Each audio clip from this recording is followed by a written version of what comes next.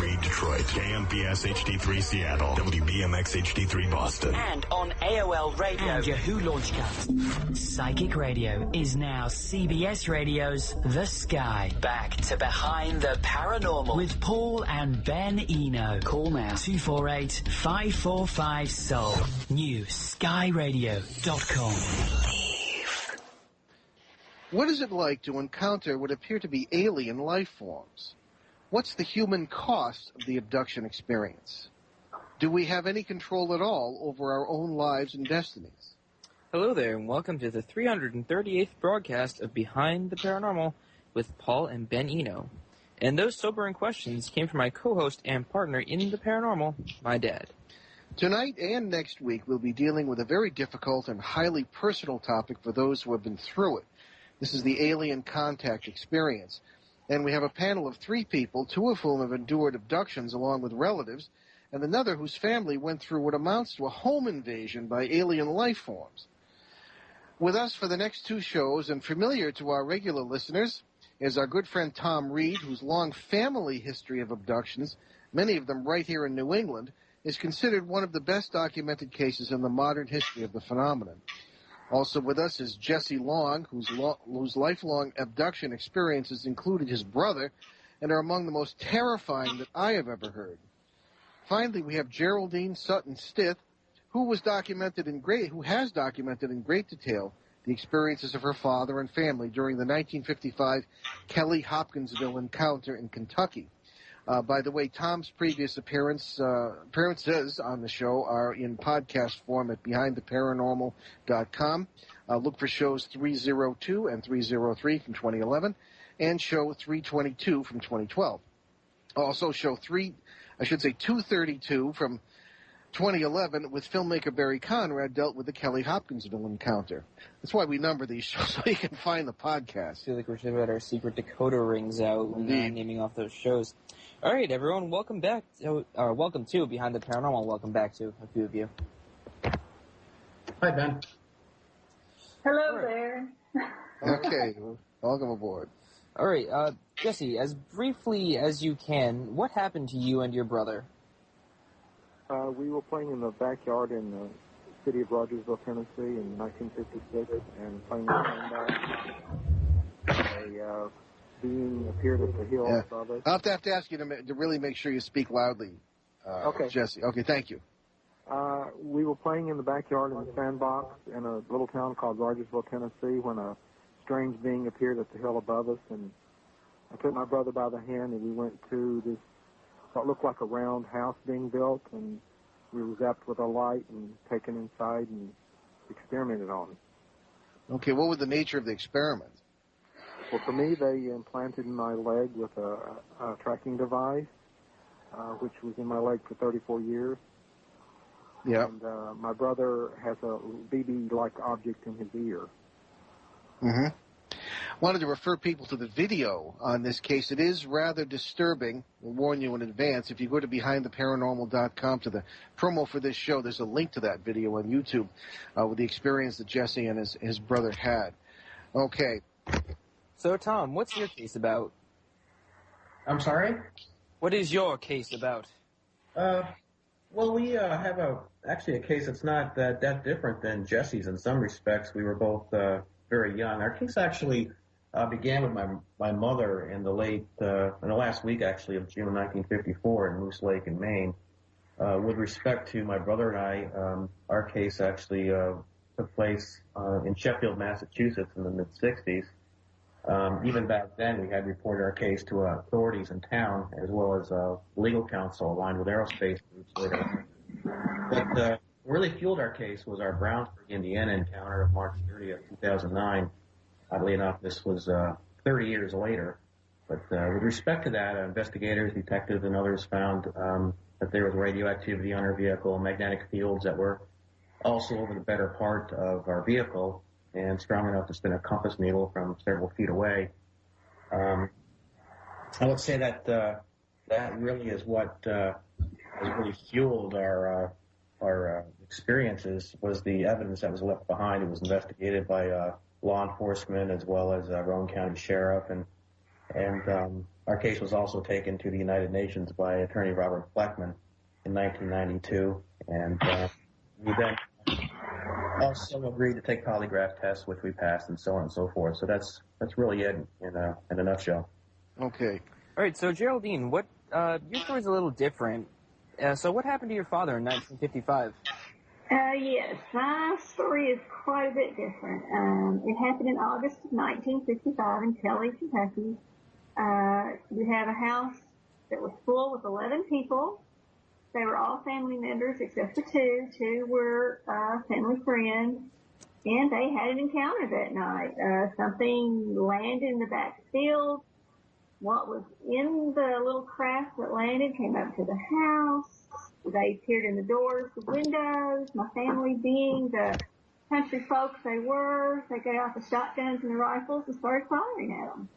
And this went on pretty much all night long. It started probably around 7:30, 8 o'clock, ended around 11:30. They ran to the nearest town, which was 5 miles away, got help, brought help back. Fort Campbell, which is the Army base that is close to Hopkinsville, some of them came. There was newspaper reporters, it was on the radio. You name it, they were there that night, searching the grounds, trying to find out what happened. They left because they couldn't find anything except evidence where there had been gunfire because they fired through the windows and doors. And they left.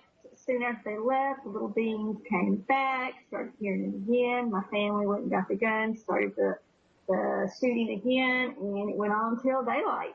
When daylight hit, the little beings left. Okay. And then, that was it.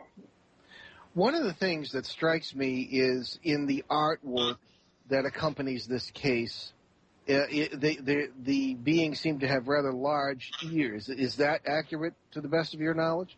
Yes. The artwork, the guy that did those, he took the family aside, took each one by themselves. And it was amazing because everybody that came out, they were describing the same being, basically. And that's one thing that made the case so believable, was the fact they were all, the same. One of the things, too, that strikes me, and this is something we find in a number of cases that Ben and I ourselves work on, that not that we have the opportunity to shoot at any of these things at any point, but your father and I guess it was your uncle, was it, were able to get off a few shots, I guess, with a shotgun, but they appeared to have no effect on the beings. Is that accurate? Exactly. My father, my uncle, and Billy Ray, who was the friend of the family, they were all shooting. They had a 12 gauge, a 20 gauge, and a 22 rifle, and these were country boys that could hit just about anything that moved, so they were definitely hitting these things. And, rifle is much more accurate than a shotgun, sir. Exactly. Yeah. And you hit something with a shotgun, you're going to knock it down, which they were. They were knocking them down, but they were just rolling away, getting up, and coming back. Interesting. Yes.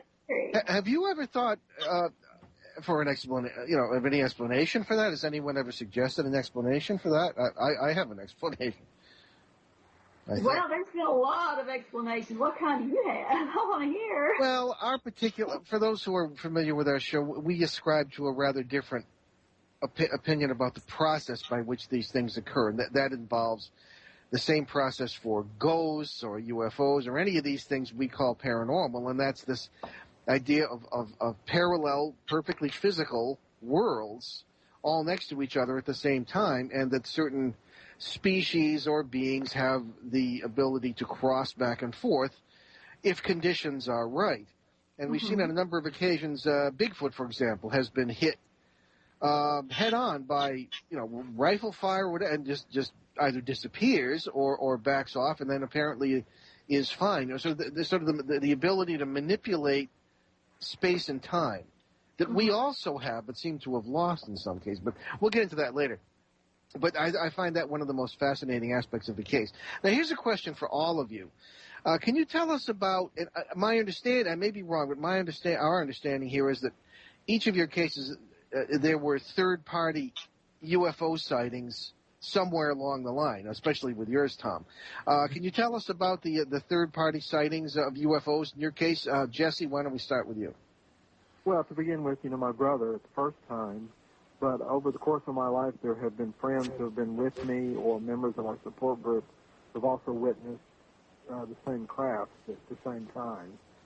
One in particular was in 1999 when I was abducted and taken to what looked like an outdoor arena, and some of the members of our support group were actually in the audience at that time.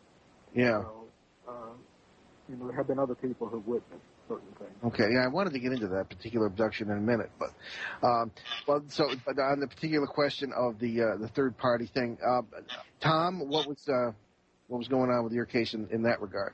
Third party? Well, if you go back to 2009, there were actually even now you can go on YouTube and you'll see that there were several bystanders or just those on the side of the road that had actually videotaped what my brother actually had seen before his vehicle went off the road.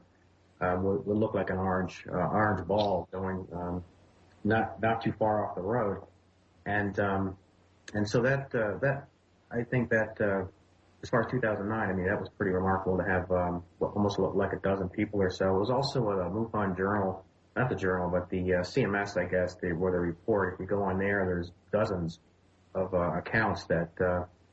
Of others that witnessed pretty much the same thing within a day or two of my brother.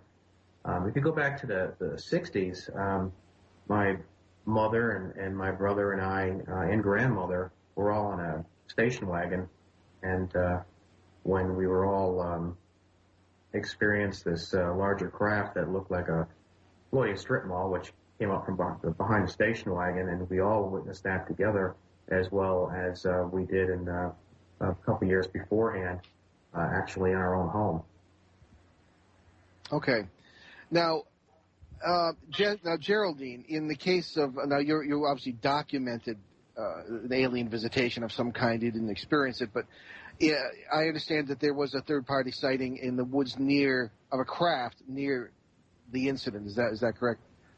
Oh, yeah. The night this happened, there were several sightings. There were several lights that were seen in the sky that night. There were neighbors that seen and heard things that night. Even to this day in Kelly, there is still lights that nobody can, tell what they are or anything like that. It's just incredible because they don't know what attracts these things to Kelly. But as far as the encounter of the beings themselves, that's the only night that they have been seen.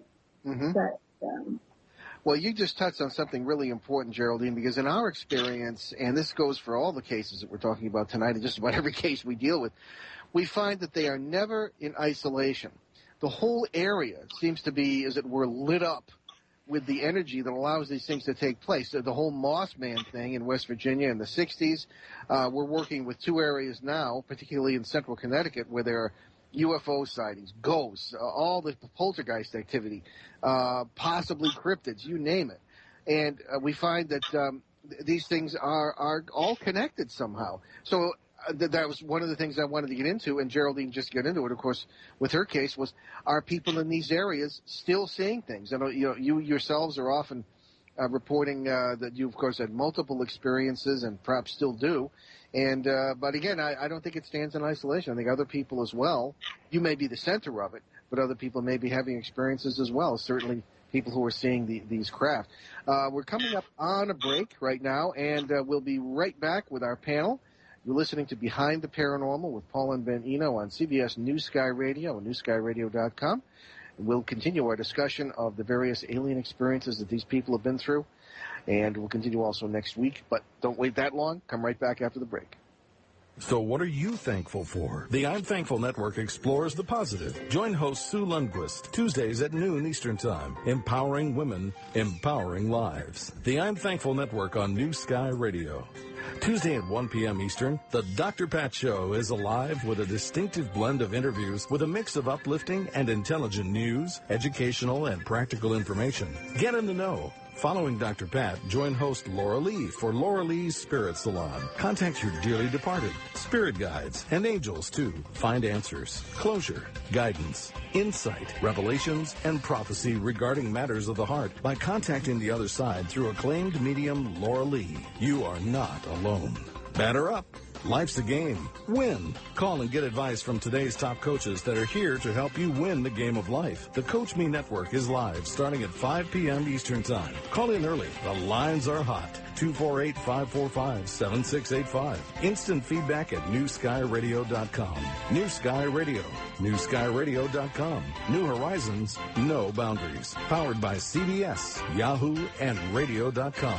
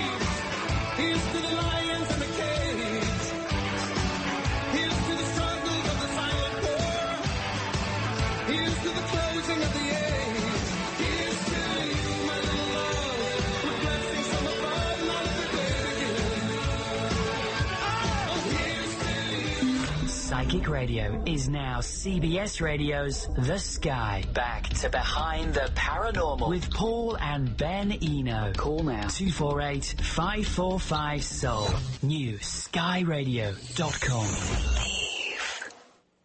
And welcome back, and we're dealing with our panel tonight of UFO abductees and or contactees, Jesse Long, Thom Reed, and Geraldine Stith. And there's a question now for all of you.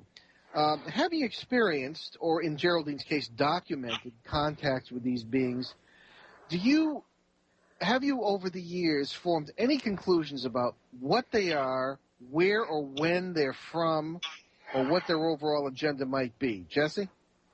Well, it's taken me many years to finally figure out what they were doing with me, and I think it's peculiar to my case, but since I was 12 years old, I knew I had children, and they were the alien hybrid children, and There are, several dozen of them over the years. And then in 1999, when one of them died, and I had to perform that ceremony at that arena, they stopped coming for me at that point because apparently my DNA no longer suited what they were trying to do. So, oh, yeah, I wanted to get into that in the next question because that's an extremely jarring. Actually, I'm getting into that. Okay. So all right. Me, it was alien hybrid program. All right. Okay, Thom? Yes. I would say that, well, first of all, we saw two different types of figures, if you will. With respect to that, the ones I think that most people would refer to as hybrids, if you will, or humanoid, I think that we're simply related. I believe that there is a connection there, a physical connection. Otherwise, there would certainly not be an interest in our DNA or blood types or whatever this is that seems to be of such interest. The other insect being that we saw or experienced seemed to almost be, or we assume, I guess, because of what we saw, that it was some type of a worker type of creature. And my brother and I have spent a lot of time talking about this in depth, and we keep falling back to the fact that just because a grasshopper, if you will, is an inch in size here, doesn't necessarily mean that it's an inch in size somewhere else. Mm-hmm. And if you look at, go back to the Ice Age and so on and so forth, we had birds that were huge. I mean, we had a lot larger animals back then. So perhaps it's something like that, something that's just basically a combination or a hybrid form of a couple of different insects. And I think that there is a breeding type of, obviously a breeding interest and a hybrid interest. So I believe that there's a combination of different beings that are just brought into one shell, if you will. And as far as the Greys go, I guess, if for lack of a better word, that they are basically a higher, more intelligent human being, I think. Okay, so the differences in your two cases are very, very interesting. So, Thom, your experiences with these creatures seem more positive than Jesse's. There's even evidence that your family has benefited, perhaps even genetically, like your son who's a little younger than me. Can you comment on that? Oh, well, yeah, again, this is why we think that there is definitely a link to these hybrids, if you will, is how I'll refer to them. You look at what happened with my mother, and then us, and then we had children, and now my son seems to have some very heightened abilities, and it's not just from a third party or somebody outside that we went and took him to. I mean, this is traced all the way back to first, second, and third grade, where he has just been absolutely off the charts. And of course, later on, when this happened in 2009, we were asked to have him reevaluated. He's also been evaluated at the Miami Children's Hospital. So everybody that sits down with my son will tell you that why his nickname Chance is because he consistently seems to score a normal percentage of possibility and that sort of thing. So he's very sensitive, and where this came from, I can't, obviously I can't attest to and say that I am absolutely 100% positive that, our history has contributed to this, but there really is no other explanation for it. It's not simply an IQ type of thing. It's an all-knowing type of thing. So, yeah, I would say that I'm going to go out on a limb and say that, yes, I think that there is a connection to what happened, which I just can't, I have no other way of making sense of it. None of us do. Yeah. All right. Well, that makes a lot of sense. But I was going to ask, like, it just left right now. There's just something that gets me, Bennett, and it's if you look at the information on Jesse's case, certainly on Geraldine's case too, there was a fear factor that, to pardon the coining a phrase, that didn't seem to exist. Thom, with you, you've always struck me as having been not at home, but at peace almost with what happened to you. Well, it took a long time. I mean, it was gut-wrenching. It was very difficult. It wasn't so much that we were physically hurt that we remember. No, it was to experience what we did was absolute mind blowing. I mean, you're almost in a kind of shock. It's very disturbing, and it's taken a very long time. And one of I have to assume that the fact that I remembered this from day one, for the most part, I think is what helped me deal with it. My brother was younger, so he blocked a lot of it out, if you will, on his own, I think, and later on really came to terms with it. He's suffering more now than I am. He's an absolute, he's distraught. He's become very isolated now. It's bothering him more now than it ever did because he's been talking about it and looking into it. So I would say that, as children, maybe we're a little bit more we accept things a little bit more, but it wasn't, it wasn't like we went through anything that was horrific. It was just the experience itself was just so surreal. I mean, it really, of your take on reality. It was just. Well, it's just Jesse's case strikes me as at least the way he describes it in what I've read and what I've seen in the video, as really terrifying. You, Thom, referred to a being who almost took you under his or her wing, in a sense, and made you feel more at home. Am I wrong about that?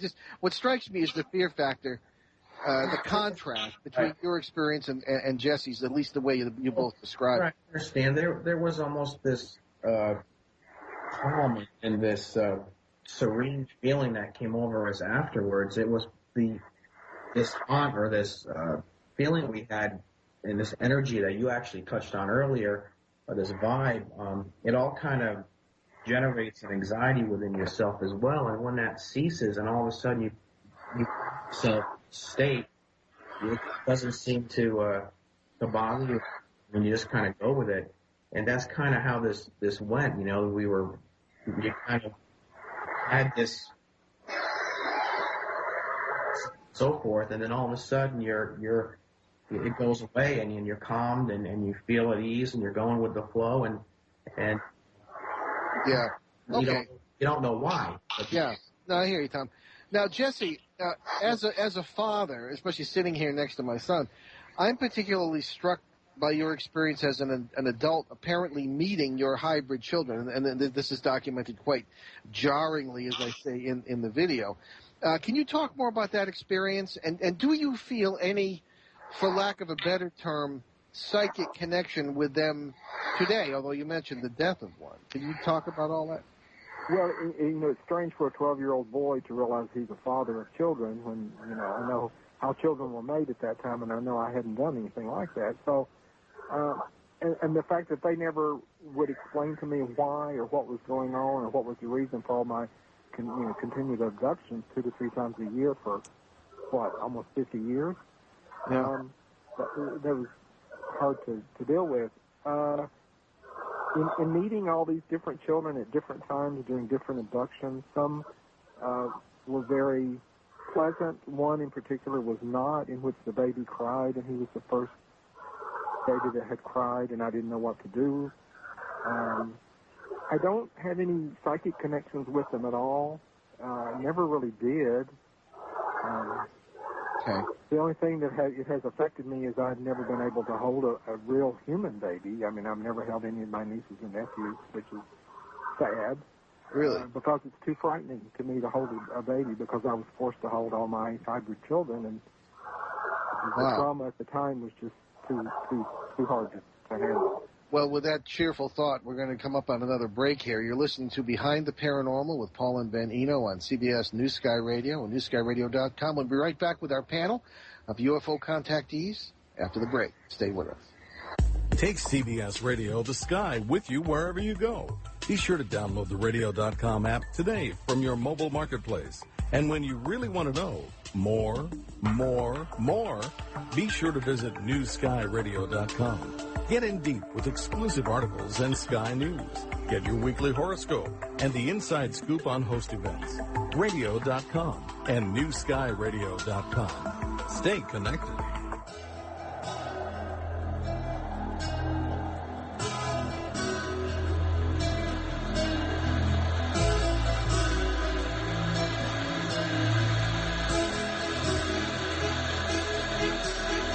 Salvation Army band played, and the children drank lemonade, and the morning lasted all day,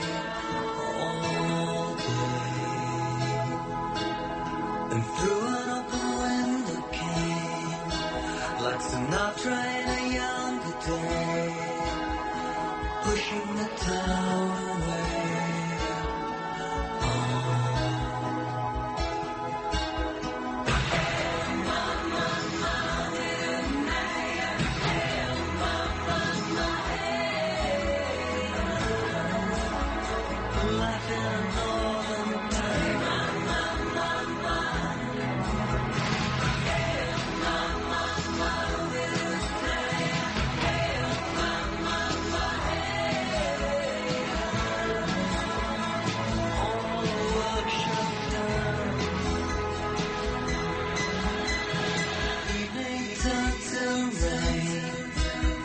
The water rolled down the drain as we followed him down to the station. No, he never would wave goodbye. You could see it written in his eyes as the train rolled out of sight. Bye.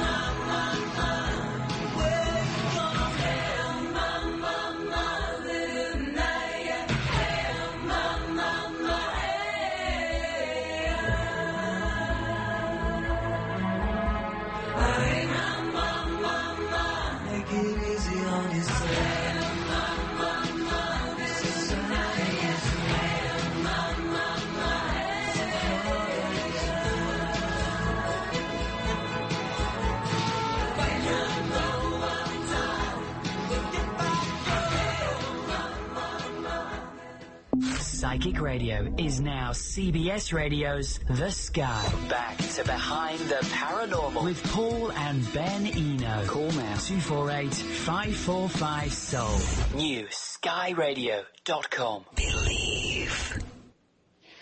Welcome back to Behind the Paranormal, and our guests today, we have a panel of three people.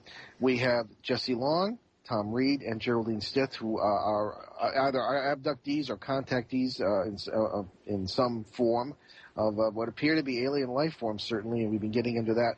Now, Thom, I should say, Jesse, before we get into the issue of implants, I wanted to ask Geraldine a question.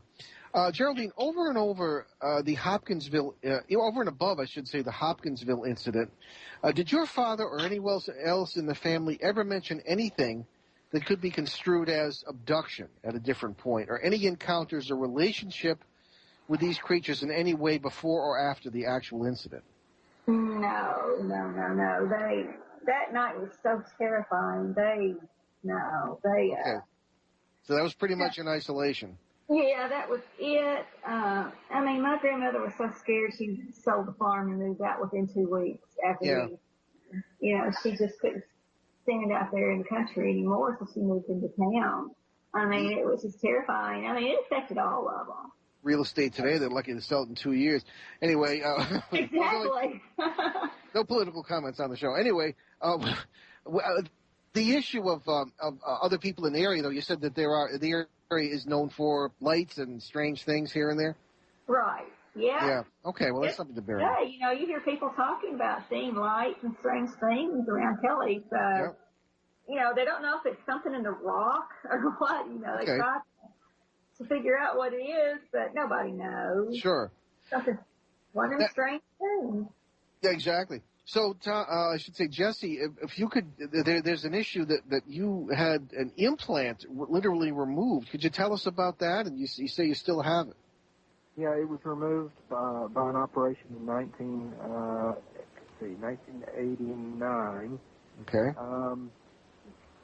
And I think the purpose of the implant not only was a tracking device, but it was something to keep me healthy because I was never really sick as a child. I've never, to this day, never had the mumps and never had normal childhood diseases. And we've heard that. I said we've heard that from people with implants. They say they never had childhood diseases. Yeah. Or things of this kind. So, I'm sorry to interrupt. Go ahead. Yeah, once it was taken out, though, I started getting sick, and what they would do then, they would abduct me and give me inoculations, and I had a lot of different marks on my body, which I have photographs of, where they were giving me injections and this kind of thing to keep me healthy since I didn't have the implant in me anymore. Mm-hmm.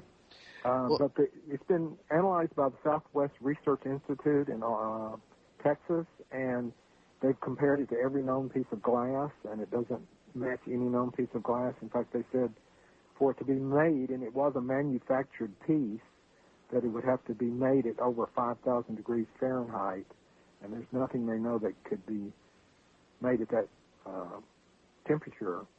They also figure that it could modulate radio frequencies, and when you look at it under a microscope, it has some very unique points on it. There's one end of it that actually is a pyramid. Really? And down the side, it looks like what could be a soundtrack. A soundtrack? Interesting. Yeah. Okay. There are, we'll get into that too, but because we're also going to be talking about all this next week. But there have been a number of suggestions from people we know and have been through similar experiences to yours about what all this is for. There is the suggestion that there is a colonization program going on through this hybrid genetic operation, if that's what it is. There is another suggestion that these are time travelers who are our descendants who are in serious genetic trouble of their own and are attempting to revive their gene pool or strengthen it somehow. What do you think of all these? I mean, you've been through. What do you think of all these various theories? Which one does one seem more sensible to you, or you just don't know? Well, for me, the information I get and what I seem to think is that they are the missing link. They have been here and have always been here, and they genetically altered pre-man, and they created us. So we are, in fact, are the aliens. And that what they're doing now is creating this new civilization that's going to have to survive the next millennium. So I think they've always been here. A lot of my abductions, I've been taken underground. I can never say that I've been in outer space, but I have been underground. Okay. That's a common theme. Yeah, it's a common theme among people we've talked to who have been abducted. Underground where?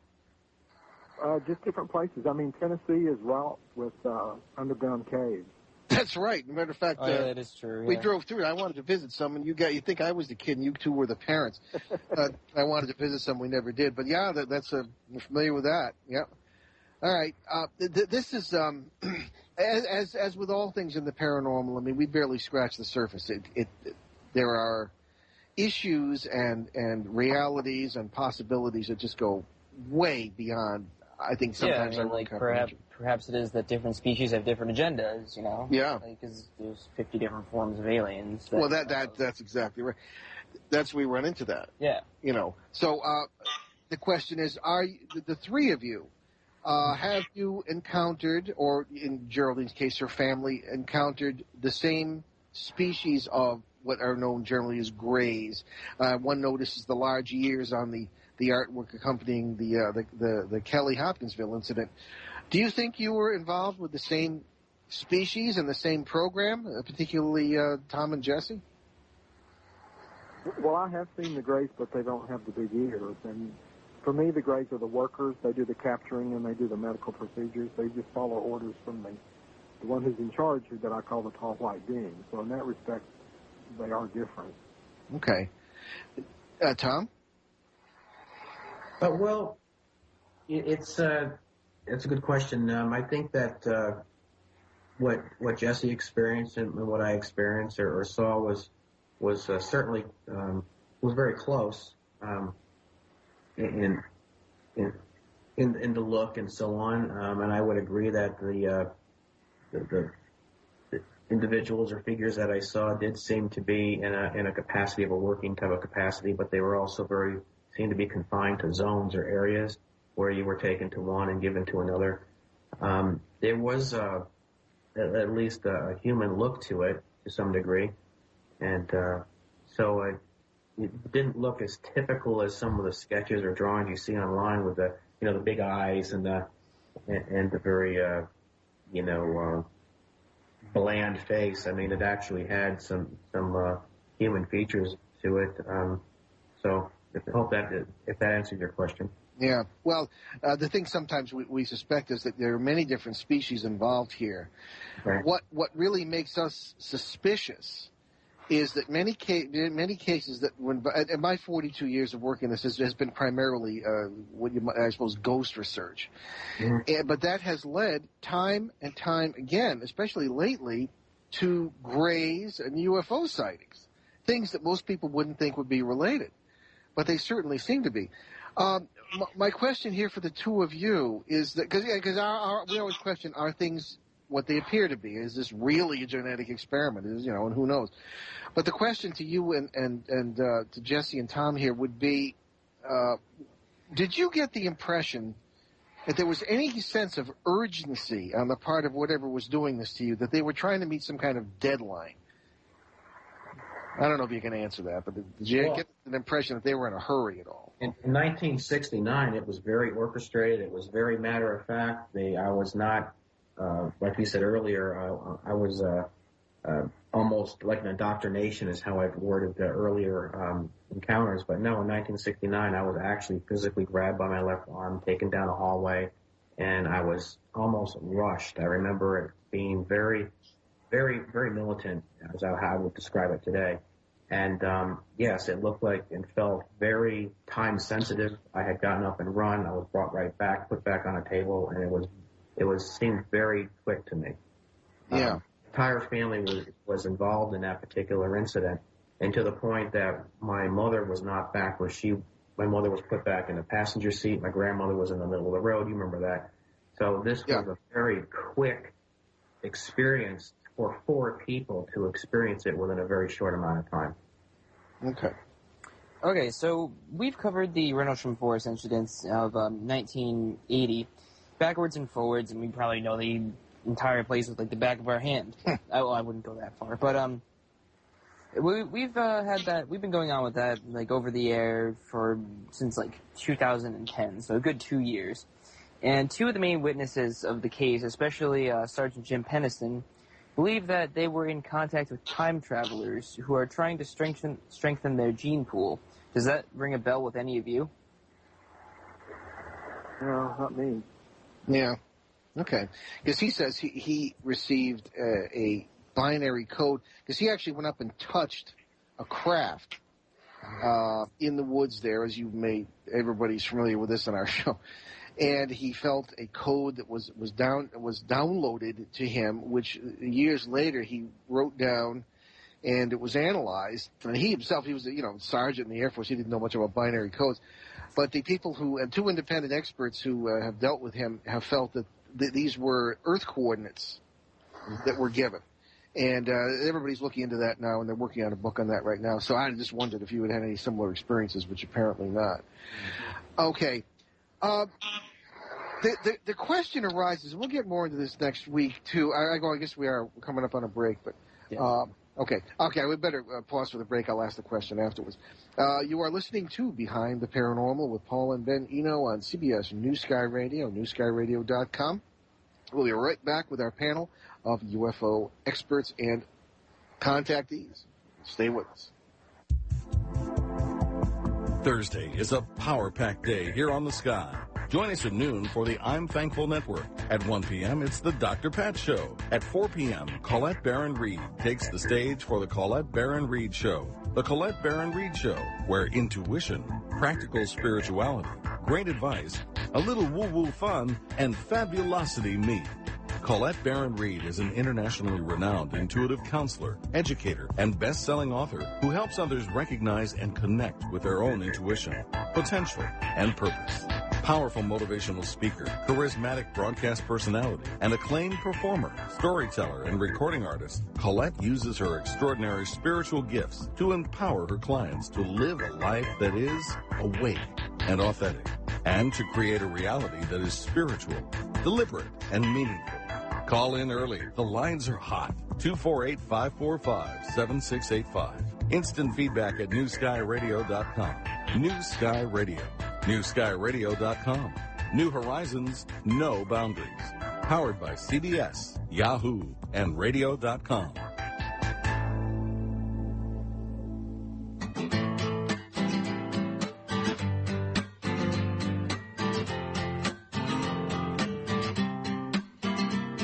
Well, I was sitting, waiting, wishing you believed in superstitions. Then maybe you'd see the signs. But Lord knows that this world is cruel, and I ain't the Lord, no, I'm just a fool. And loving somebody don't make them love you. Must I always be waiting, waiting on you?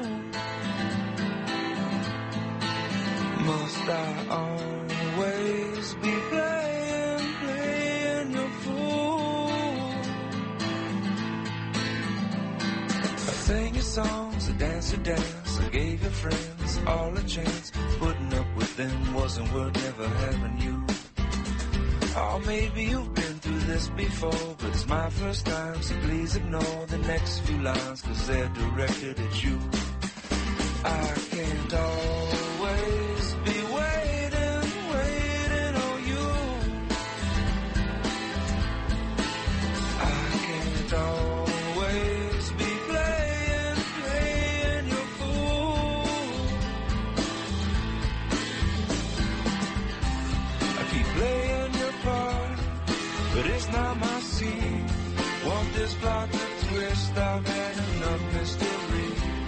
Keep building it up, but then you're shooting me down.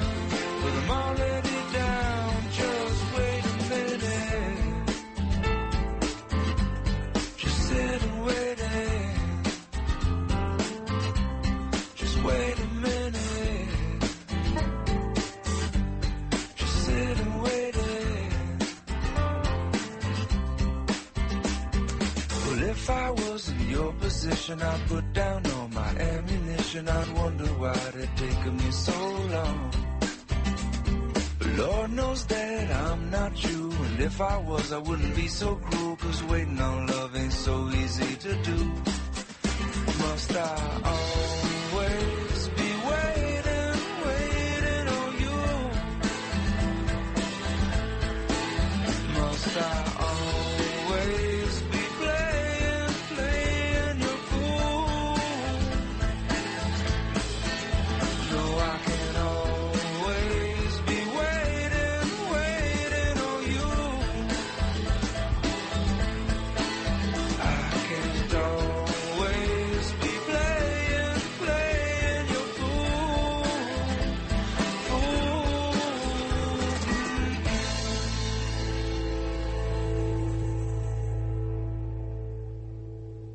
Psychic Radio is now CBS Radio's The Sky. Back to Behind the Paranormal with Paul and Ben Eno. Call now 248-545-SOUL.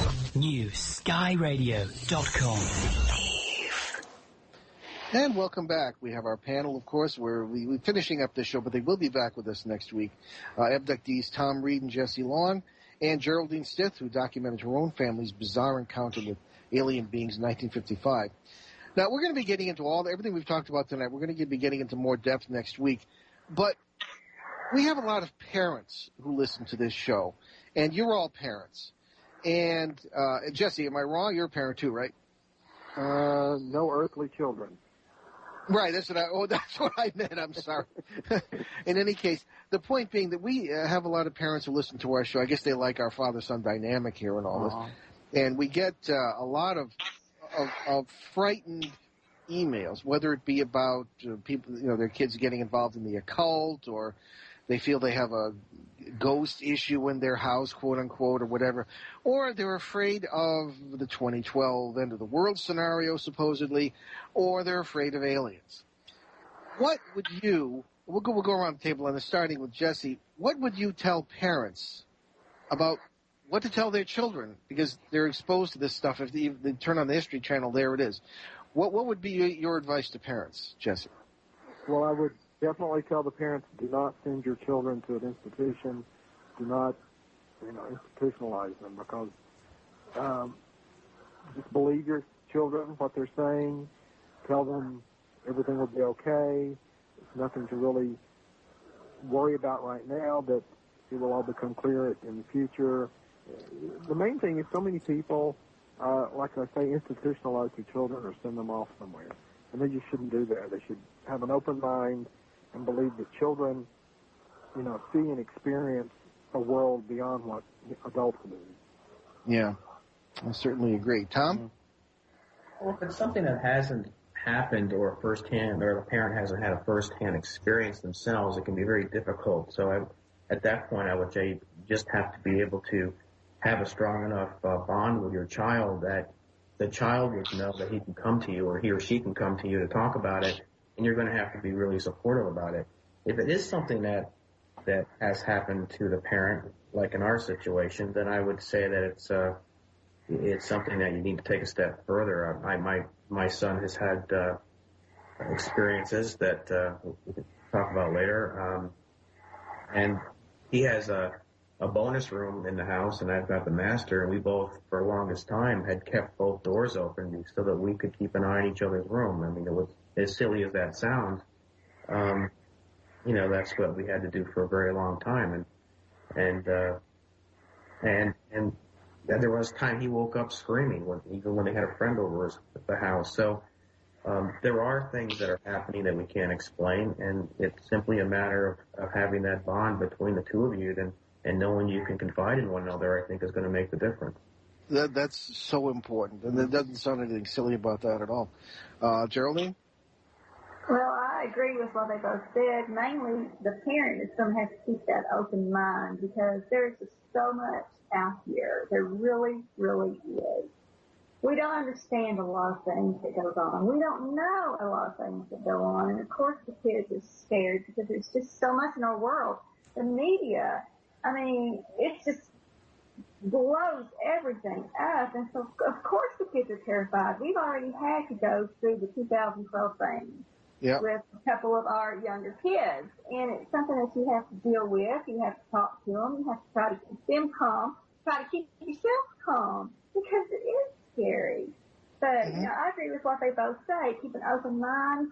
Keep your kids close. Try to get them to tell you everything. And, just try to cope with what you dealt. Yeah. Well, there we have it. Yeah, we deal with a lot. We deal with a lot in this time and place. It's not like 1955. No, not at all. 1955 was such a simpler time. Yep. Okay, well, very quickly, I wanted to give you all a chance to talk about your books, websites, etc. Geraldine, we'll start with you. You're the author of a book on this subject. Where can people get it? Yes, it's called Alien Legacy. You can go to, of course, www.alienlegacy1955.com, and you can get my book there. You can also go to any book website and order it. And it's on ebook also, so you can get there also. And Author House is the well, I can't think now. I've lost it. Anyway. Well, we have a link to it on our site, behindtheparanormal.com, to the promos for the show, and just, they're linked to everybody's sites. But, okay, thank you, Geraldine, and we'll continue with you next week. Jesse, what have you got to offer folks on that score? Well, unfortunately, I don't have a book out yet. I'm still searching for a publisher.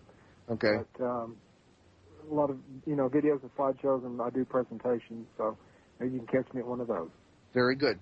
Okay, and certainly the video, we have a link to that. And certainly, Thom, what's the story with your work? Well, I haven't finished my book yet, which I am working on, which is Willow Lake. But I do have some some videos on YouTube that are fairly new, a Fox interview and that sort of thing. And I might want to give my website is thomreed.info. I will say that Geraldine and I are also going to be at the MUFON Symposium in Kentucky. Excellent. Listeners Okay. interested in that. And Great. I will be at UFO Fest in a few weeks in Oregon. And we'll be shooting a documentary with the Discovery Channel in 2 weeks. Well done. Okay, folks, we'll talk to you next week. We'll continue our discussion. Thank you, Paul. Thanks. Okay, very good. All right, just a few announcements before we wrap up here, folks. The Rendlesham 2012 conference is back on again in Woodbridge, Suffolk, England, Sunday, June 17th. Check it out, rendleshamufo.com. And, of course, Ben and I are about to begin this series of presentations that we mentioned. Town Hall, the first one will be 2 weeks from, well, in about 2 weeks, May 5th, Saturday, at Montpelier, Vermont, at the Kellogg Hubbard Library, town meeting format and a presentation. If you live in northern New England, Quebec, New York State, check us out there. Certainly, and it looks as though July 19th, we might be headed for Torrington, Connecticut. We'll give you the information on that. So many thanks to our producer, Brandon Jackson. And we'll see you next Sunday, April 29th, when my dad and I will continue this panel with Jesse Long, Thom Reed, and Geraldine Stith. In the meantime, tune into our Boston Providence Drive Time show on WOON 1240 AM radio and ONWorldwide.com at 6 p.m. Eastern Time every Monday. And don't forget, you can always get free podcasts of all our shows along with show schedules and guest information, and also 400 shows now at www.behindtheparanormal.com. And we'll leave you with a thought this evening from the great Scots theologian William Barclay. Quote, "There are two great days in a person's life, the day we are born and the day we discover why." Unquote. Thanks for joining us on our great cosmic journey, and we will see you next time.